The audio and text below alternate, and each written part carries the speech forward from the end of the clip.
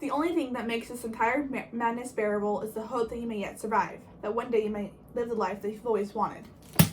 Hi, I'm Ray, and today I'll be reading The Burning Sky by Sherry Thomas. Alanthe Seaborn has been told her entire life that she's the greatest elemental mage of her generation. However, as she lacks the ability to manipulate air, she has little proof to believe this.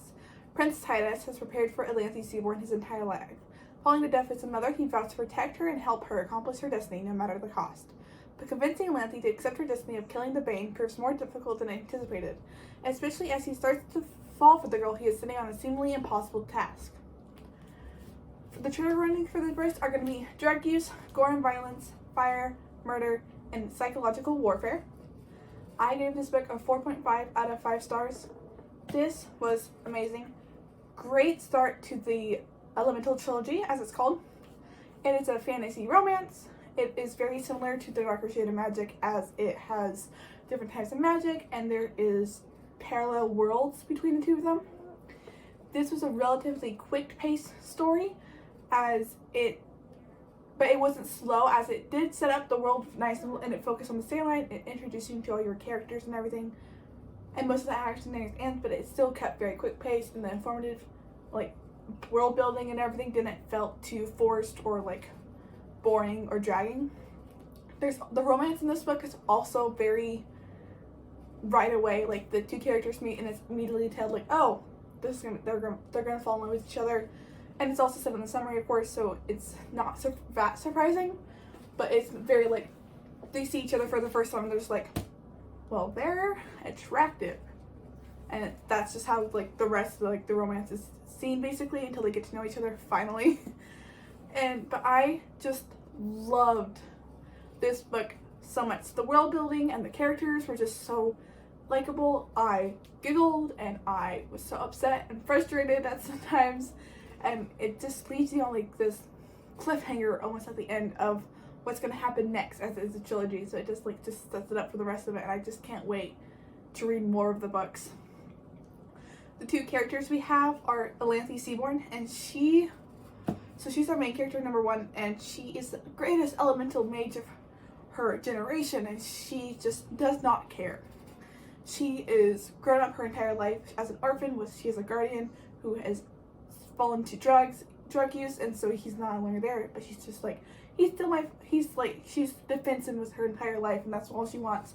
And so when this whole destiny business gets plowed onto her, she does not want it. She is upset and grouchy, and she just like, I don't want to be here, I just want to escape and run and save my guardian and dip. Like, that's all she wants, and it's great because her pairing with the other main character, Prince Titus VII, is just so upset at him constantly, because he's just like, I don't, like, you've set me on this task and I don't want it at all, and you continue to, like, use me. She doesn't trust him at all, but she is also in love with him, this man. But at the same time, she's also very charismatic, and so when she gets put into the school of boys and she has to pretend to be a boy, she just immediately starts bonding with all of these other boys and becomes quick friends with all of them. And so it's like, she's only grouchy with him, and he's very upset. And it's just, their pairing is just, I love them together. So we also have Prince Titus VII. He was my favorite out of the two because, so he is a very secretive, he keeps all his things, because he has been tasked with the task of protecting her, and he has to keep all their secrets and everything. But at the same time, he wants one thing and one thing only, and that is for someone to trust him, and him to be able to trust someone else. And he wants this partnership and this honesty between him and Alanthe, and he doesn't get it right away, and it's immediately heartbreaking because in his head, he's been preparing this since the death of his mother. And so when he meets her, he's just like, we're gonna become quick friends, it's gonna go great. And it's like, you're not who I thought you were going to be. And he's just like, why don't you trust me anymore? And it's like heartbreaking him, because that's all he wants in life, is just for them, this trust that he never has with anyone else, because he has to keep the secrets for everyone else. But for her, she doesn't have to keep the secrets anymore, but she still doesn't trust him. And he's also the planner, and so he has all these plans. He's have made plans and plans and plans and plans and plans for this exact moment and everything. And so he's just on top of everything constantly. He's backs up everything. But at the same time, he is like, I'm so worried for this character, because So they have destinies, right? And her destiny, she's gonna go face off with the Bane, the other great elemental mage, and she's gonna kill him. And Titus's destiny is that he must protect her and help her get there and train her and everything. And his mother was a seer, and so one of the visions he had, she was shared with him, was him falling to his death. And it's just like, you can't die on me. I've become attached to you. And so we also have two other important characters that we have are Kashkari and Winterville, and they're two boys that we meet who are friends of Titus. Titus doesn't really have friends, as he keeps to be secrets to himself, so he doesn't trust to be friends with anyone. But they do become quick friends of Alanthe, whose boy name is Archer Fairflax, that he's created for her, so that's her name as she goes throughout the school, and it's used throughout most of the book. But they're the quick friends, and they're buddy, and she just like fits in with them really well. And then we also have the Bane, of course, who is the king of Atlantis, and he is like taking over the magical world, and so they're just like fighting, and that's her big. No one can fight him. He's a great elemental mage, and no one can master him, except apparently Alanthe. She has like, I can't do this. But we also have the Inquisitor, who is a mind mage, so she is able to like read thoughts almost, and so she is on this hunt. She works for the Bane, so she's on this hunt for Alanthe, and she spends a lot of time interrogating the prince for like information. Like, yeah, she has this hunch. She's like, you have her. I know you do. Just tell me where she is. And the prince has to like stand her, and the Inquisitor just like, could not stand her. She's such a good villain. And with that is also the fact that she's just like on his tail, and the prince fears her. I didn't want to spoil it, so I'm not going to tell you why, but like, it's like he hates facing off with her, and it's just like he continues to do it time and time again for Alanthe, and it's just like, so good. Look, all the characters in this book were just so great, especially since the fact that so in this world there is two worlds on top of each other, and they're parallel. So you have our Earth, which is like no magic, whatever, and then you also have their Earth, which has the magic and the mages and everything, and they can transport between, the mages can transport like into flux between both worlds. And so there's also different types of magic in this world, which I really like. So they have actually the elemental magic, which in earlier times, elemental magic was like the height of power you could be. Like, if you could control fire or water or earth or air, that was like powerful, and they were like respected highly. And now, as more spell-based magic and wands and potions are taking over, elemental magic is seen more in circuses, and they're quickly losing respect for them, which is really interesting, as the magical world is technically controlled by the Bane, who is a great elemental magic person. They also have this thing called vaulting, which in my head, because it's like teleportation, but they call it vaulting, and because they call it vaulting, all I can see is whenever they vault is them just like running forward and then like jumping and taking into air and disappearing and returning wherever they land. But the cool thing about vaulting is that it has limits depending on the person. It varies person to person how far someone can vault, and it helps, of course, if you know where you're going or whatever. And the prince being Elborn, so he's royal blood and everything, he has a greater vault ability than Alanthe, and so he can go up to, I want to say, 300 miles plus. So he's just like no concern at all. If he can see it, he can vault to it basically. Compared to Alanthe, and I want to say hers is like maxed out at 30 miles, and so whenever she vaults with him, she's just like, how is he doing this? Like, how?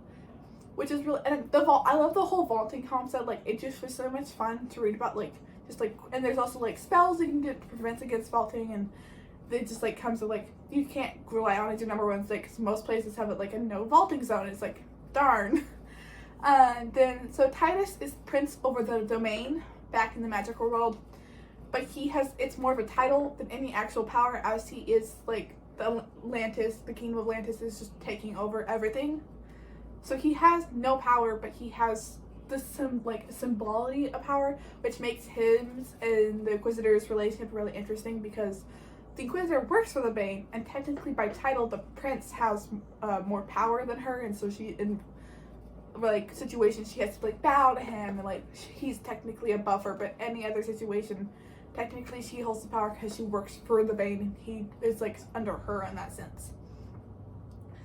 And so it mainly takes place, so you have this great magic world, but it actually mainly takes place in this school for boys, which I love because it's the whole trope of Atlanthi, of course, is a female, and so she has to hide, and like she chops off all of her hair, she turns into, and it's just the funniest thing because the Prince Titus sees her, and he's just like, we're doomed, like, this is not gonna work out for any of us, just based on the fact that you're so pretty. Like, no man is that pretty, and like, here you are. But of course, she is the male lead in her play for 2 years at her school, and so she has mastered the art of being a boy. And what I've learned from this book is that in order to become a boy, is that you just, of course, chop off your hair, dress as a boy, and then just become arrogant, loud,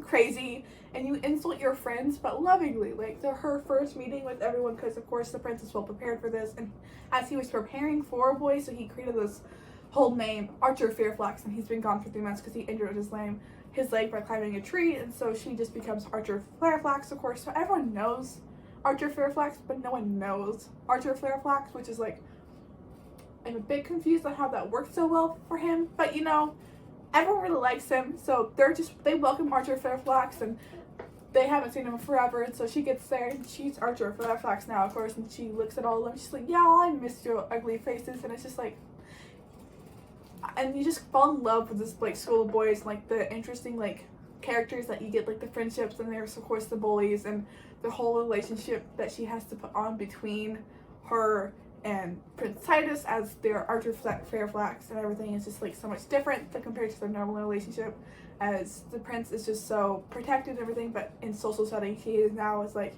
you're friends with me because I have money and you're poor, and so that's the situation going on, and so that's what they play into in public spaces, but between that they're actually like really good friends. Another aspect of this book that I really liked was the prince owns this book called The Crucible, and The Crucible is a bunch of stories, and it's not just our stories like Sleeping Beauty, which is one of the main ones that we get to talk about. It's also different ones. There's the magical ones, like I want to say her name is Helga, and so she's a lightning, she can control lightning and everything, so there's that one, and you have one about honey, and so there's just like new storytelling stuff right in. But the best, this book lets you play out the stories by saying instead of words, and so he uses this book to help train Atlanthi into becoming this great elemental mage that she's supposed to become. And I just love this because he takes her in there, and she's like, where are we? And he's like, listen, we're in the Crucible, we are in this story now, and it's gonna play out around us, and you're gonna become the main character, like the hero of the story, or the prince fighting the dragon and everything, and that's like your goal. But don't worry, like anything that happens here stays here, like your body is like not here, so if you die, you're gonna have some side effects, but you're gonna be okay. Like, you're not gonna actually die, so it's not that too real. And it can also be used as a portal to the other Crucible books, but it's like, absolutely not do this because it's extremely risky, as this is the one time you can die in the Crucible, and the Crucible is filled with actual fairy tales. You do not want to die there. There's too many chances for you to die.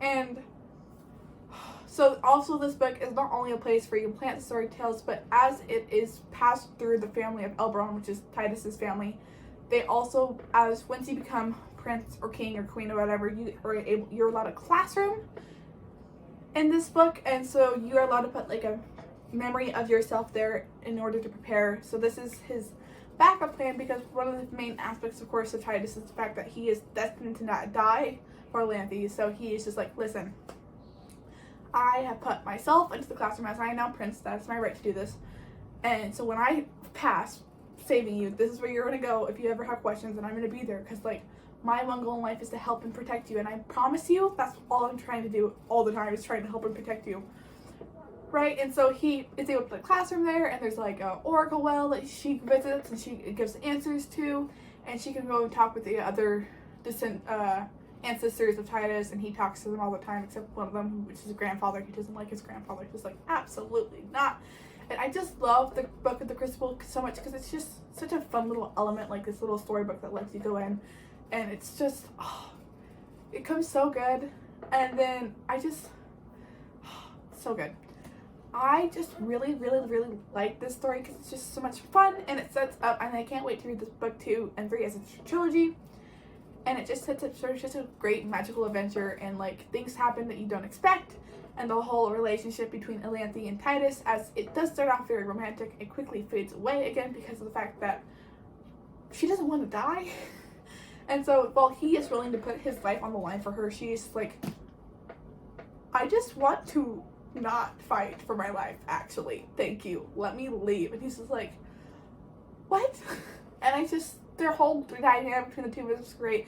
The characters are just, I can't wait to get more of Kashkari and Winterfell, hopefully in the next 2 books, because I like the friendship dynamic they have on, and like the buddy boyhood between all of them is just so much fun. And then, of course, the villain, the Bane, and the Inquisitor is just like, they're such good. I can't wait to get more of them and the villain like history, and I'm hoping more of them takes place in the more magical aspects of this world Sherry Thomas has created. And I just recommend this. I recommend this if you really like A Darker Shade of Magic, as of course it takes place mainly in Britain, like not Britain, London, like Darker Shade of Magic does. You have the magical aspects, and you have the moving between worlds, and it's just such a good book. I definitely recommend to anyone. Burning Sky by Sherry Thomas. Thank you for watching. Bye.